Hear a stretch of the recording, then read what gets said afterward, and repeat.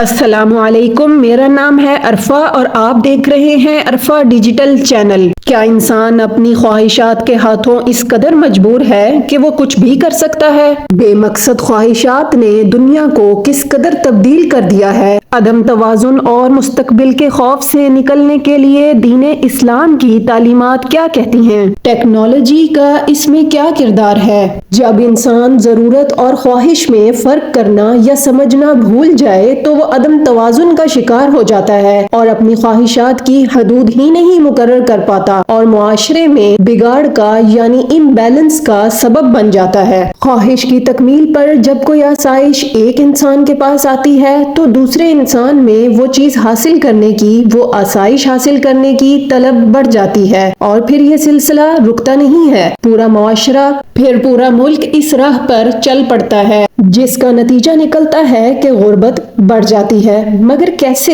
یہ ایک بہت بڑا سوال ہے، اس پر ہم آگے چل کر ضرور بات کریں گے۔ پال کروگمین، ایک امریکن اکانومسٹ نے اپنے ایک آرٹیکل میں لکھا تھا کہ تنخواہوں کے درمیان زیادہ فاصلہ اور ان کے بڑھنے کا دوہرا معیار معاشرے میں عدم توازن اور امبیلنس کو بڑھاتا ہے۔ اسی طرح ایمنول سائز اور تھامس پیکیٹی نے اپنی ایک ریسرچ میں بتایا کہ مختلف قسم کی ٹیکس پالیسیز اور مختلف قسم کے ٹیکسز امریکہ میں دولت کی تقسیم میں عدم توازن پیدا کر رہے ہیں۔ کیا عالمی سطح پر آمدنی میں ان ایکوالٹی اور امبیلنس کو جانچنے کا کوئی پیمانہ موجود ہے؟ جی ہاں، عالمی سطح پر عدم توازن اور عدم مساوات کو جانچنے کے لیے گنی کو ایفیشنٹ یا گنی انڈیکس کا استعمال کیا جاتا ہے، جس کے تحت ہر ملک کو 0 یا 1 میں سے کوئی ایک ڈیجٹ الاٹ کر دیا جاتا ہے، جس میں 0 کا سکور درست ہونے کی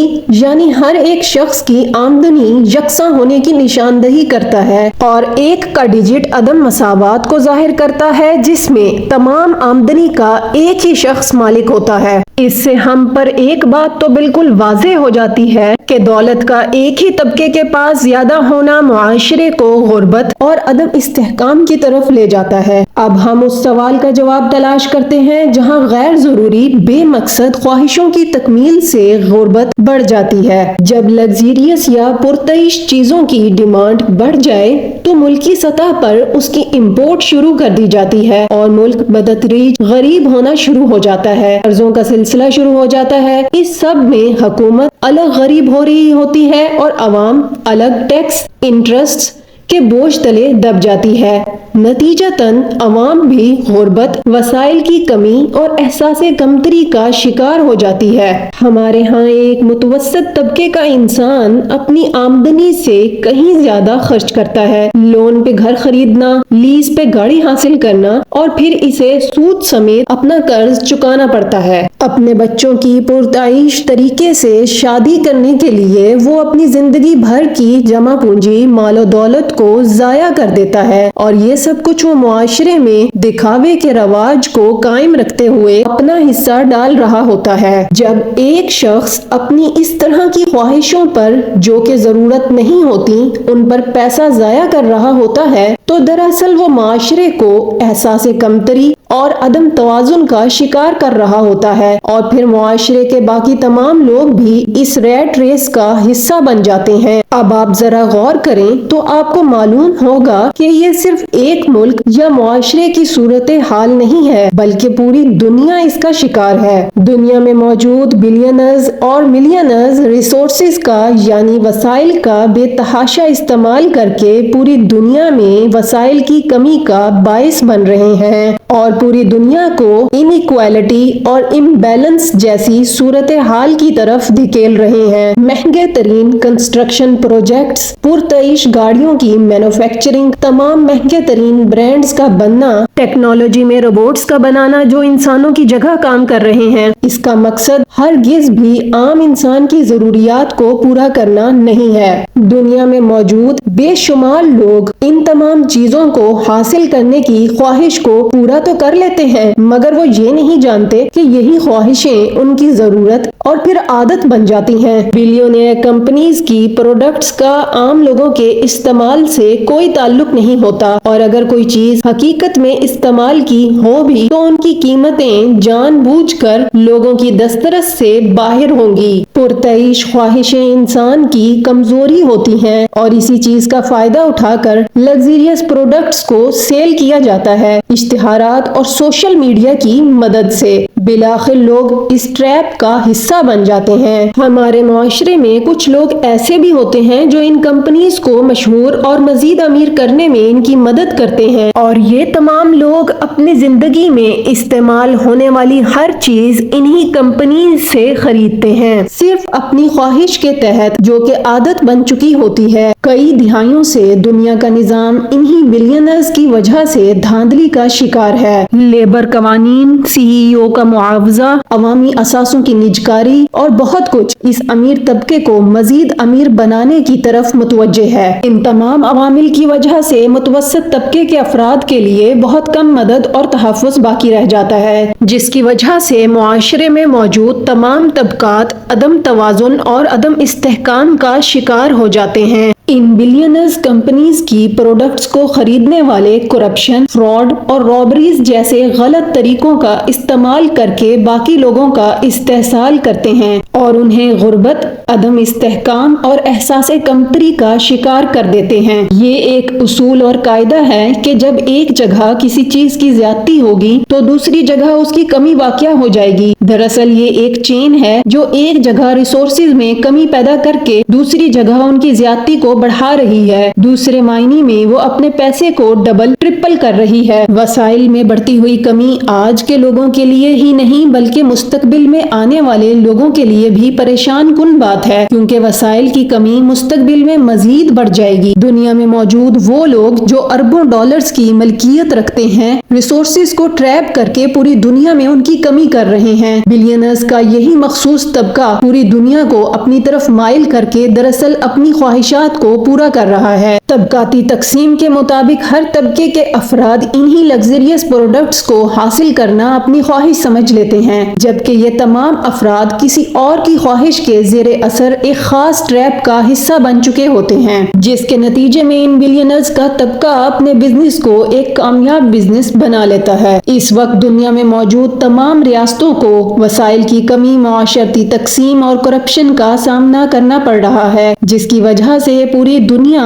عدم توازن، عدم استحکام اور غربت کا شکار ہو رہی ہے۔ اب ہم ان تمام معاملات کے حل کی طرف جاتے ہیں اور سب سے پہلے دین اسلام اور قرآن مجید کی بتائی ہوئی تعلیمات سے رجوع کرتے ہیں۔ دین اسلام ہمیں دولت کی رضاکارانہ اور بیلنس تقسیم پر عمل کرنے کو کہتا ہے۔ اسلام میں اللہ تعالیٰ کی راہ میں خرچ کرنے، ضرورت مندوں کی ضرورتیں پوری کرنے کی بہت بار تلقین کی گئی ہے۔ قرآن پاک میں ارشاد باری تعالیٰ ہے، ترجمہ، اور آپ سے پوچھتے ہیں کیا خرچ کریں تو آپ فرما دیں جو فاضل بچے۔ اسی طرح اللہ تعالیٰ آپ سے آیتیں بیان فرماتا ہے۔ اپنی آمدنی کا 2.5% خرچ کرنا تو اسلام نے بتایا ہی ہے، مگر اس سے زیادہ جس کی استطاعت ہو وہ ضرور خرچ کرے تاکہ معاشرے میں توازن برقرار رہ سکے۔ یہاں پر ایک بات کا واضح ہونا بہت ضروری ہے کہ دوسروں کی بنیادی ضروریات کے لیے خرچ کرنے کا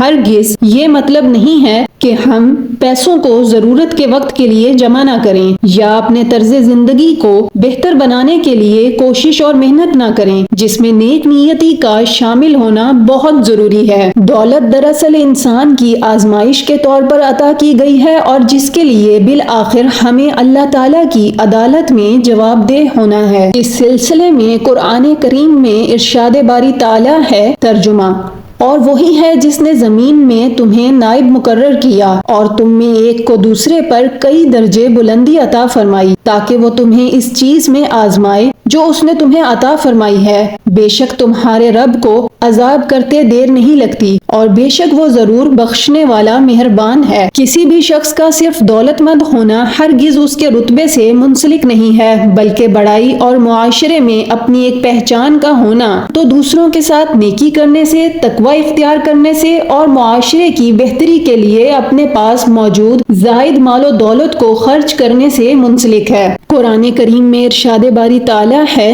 ترجمہ: جو لوگ اللہ کی راہ میں اپنے مال خرچ کرتے ہیں، ان کے مال کی مثال اس دانے کی سی ہے جس سے 7 بالیاں اگیں اور پھر ہر بالی میں 100 دانے ہوں، یعنی 700 گنا اجر پاتے ہیں، اور اللہ جس کے مال کو چاہتا ہے اس سے بھی زیادہ فرما دیتا ہے، اور اللہ بڑی وسعت والا اور خوب جاننے والا ہے۔ دولت کی تقسیم کو اسلام میں صرف ایک خیراتی عمل کے طور پر نہیں دیکھا جاتا، بلکہ اس سے 2 مختلف مقاصد کو پورا کرنا مقصود ہوتا ہے۔ پہلا مقصد تو دولت کی تقسیم اور گردش کے عمل سے غربت کو عملی طور پر ختم کرنا ہے، اور دوسرا مقصد اطمینان قلب اور روحانیت کو بڑھانا ہے، کیونکہ انسان کے پاس جب ایک خاطر خواہ رقم جمع ہو جاتی ہے تو اس کے بعد پیسوں کی زیادتی اس کے لیے خوشی کا باعث نہیں بن پاتی۔ ہمارے زائد مال و دولت کے سب سے زیادہ حقدار ہمارے قریبی رشتہ دار ہوتے ہیں، کیونکہ ان کی معاشرے میں ترقی اور فلاح و بہبود کی ذمہ داری سب سے پہلے ہم پہ عائد ہوتی ہے۔ قرآن کریم میں ارشاد باری تعالیٰ ہے، ترجمہ: اللہ تعالیٰ فرماتا ہے، اے محمد صلی اللہ علیہ وآلہ وسلم، لوگ آپ سے پوچھتے ہیں کہ اللہ کی راہ میں کس طرح کا مال خرچ کریں، تو آپ فرما دیں جو چاہو خرچ کرو، لیکن جو مال خرچ کرنا چاہو وہ درجہ بدرجہ اہل استحقاق، ماں باپ اور قریب کے رشتہ داروں کو اور یتیموں کو اور محتاجوں کو اور مسافروں کو سب کو دو، اور جو بھلائی تم کرو گے خدا اس کو جانتا ہے۔ دین اسلام کی تعلیمات کے مطابق ہمیں اپنا مال خرچ کرنے میں اعتدال اور میانہ روی کے طریقے کو اپنانے کا بتایا گیا ہے، تاکہ کوئی بھی انسان اپنی ضرورتوں کو پورا کرنے کے لیے مستقبل میں محتاج ہونے سے بچ سکے۔ قرآن پاک میں ارشاد ہے، ترجمہ: اور وہ کہ جب خرچ کرتے ہیں نہ حد سے بڑھیں اور نہ تنگی کریں، اور ان دونوں کے بیچ اعتدال پر رہیں۔ اس سے یہ ثابت ہوتا ہے کہ قرآن کریم اور اسلامی تعلیمات سے ہمیں ہر سوال کا جواب اور آگہی ملتی ہے۔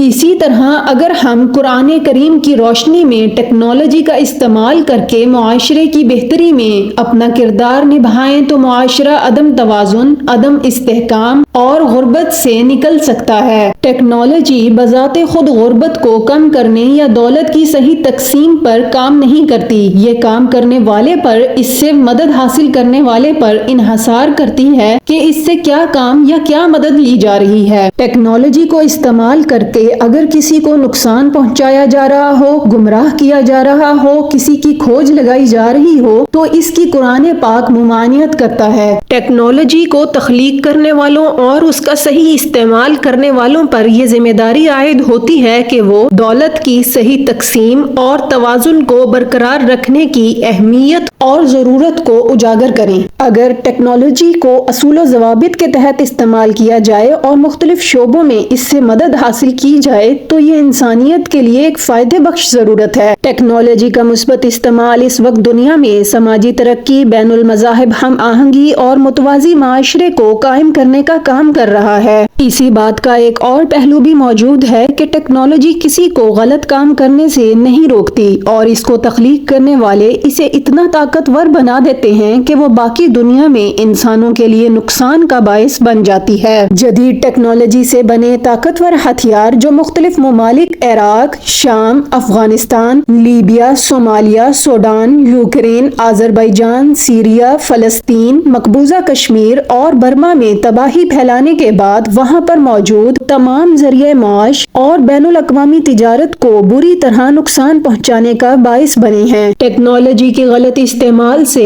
عالمی سطح پر غربت بڑھ جاتی ہے، خوف و ہراس کی کیفیت پیدا ہو جاتی ہے، اور عالمی معاشرہ عدم توازن اور عدم استحکام کا شکار ہو جاتا ہے۔ انسان ایک اشرف المخلوقات، ہائیسٹ فارم آف کریشن ہے، اس کا کوئی متبادل نہیں ہو سکتا۔ یہ قدرت کا قانون ہے کہ کوئی بھی کام اگر نیچر سے ہٹ کر ہوگا تو نظام قدرت اسے قبول نہیں کرے گا، اور ایسا کوئی بھی کام مستقبل میں بہت بڑے ایکسپلوژن یا نقصان دہ تبدیلی کا سبب بن سکتا ہے۔ اگر یہ فرض کر لیا جائے کہ آج سے 100 سال بعد ٹیکنالوجی کا تسلط ہوگا اور انسان بے بس ہوگا تو اس صورتحال سے نکلنے کا اس وقت بھی ایک ہی طریقہ ہوگا جو دین اسلام میں بتایا گیا ہے کہ میانہ روی اور بیلنس نظام زندگی پر عمل کیا جائے۔ اب ہم ذرا یہاں غور کریں تو ہمیں معلوم ہوگا کہ انسان تو اللہ تعالیٰ کی طرف سے نائب بنا کر دنیا میں بھیجا گیا ہے اور اس کے لیے دنیا کی باقی تمام مخلوقات اور غیر جاندار چیزیں مسخر کر دی گئی ہیں تاکہ وہ اللہ اور اس کے رسول صلی اللہ علیہ وآلہ وسلم کا دین پھیلا سکے اور انسانیت کی بھلائی کے کام کر سکے۔ لیکن انسانوں میں موجود ایک طبقہ ایسا بھی ہے جو انہی مسخر کی ہوئی چیزوں اور ریسورسز کا ناجائز استعمال کر کے پوری انسانیت کی بقا کو خطرہ پہنچا رہا ہے۔ اس وقت دنیا میں موجود تمام انسانوں کو اس بات کو سمجھنے کی ضرورت ہے کہ انسانیت کی بقا اسی میں ہے کہ وہ دین اسلام اور اللہ تعالیٰ کی مقرر کردہ حدود سے تجاوز نہ کریں اور عالمی معاشرے میں بھلائی، توازن اور استحکام کا باعث بنے۔ ناظرین، یہ تھی ہماری آج کی ویڈیو۔ ہم امید کرتے ہیں ہماری آج کی ویڈیو آپ کو بہت پسند آئی ہوگی۔ اپنی رائے سے متعلق ہمیں کمنٹ باکس میں ضرور آگاہ کیجیے گا۔ جانے سے پہلے ہماری آئندہ آنے والی ویڈیوز کے نوٹیفیکیشن کے لیے ہمارے چینل کو ضرور سبسکرائب کر لیں۔